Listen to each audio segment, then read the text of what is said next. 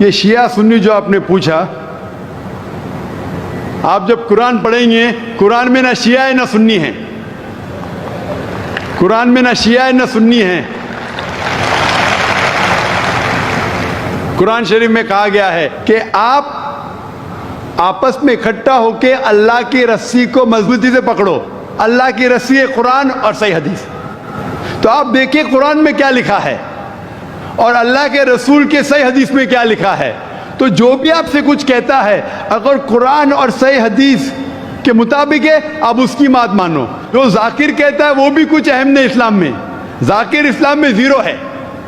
جو ذاکر کہتا ہے وہ بات ماننا ضروری نہیں، لیکن جب میں قرآن کا حوالہ دیا تو آپ کو قرآن کی بات ماننا فرض ہے، جب میں صحیح حدیث کا حوالہ دیا تو آپ کو صحیح حدیث کی بات ماننا ضروری ہے۔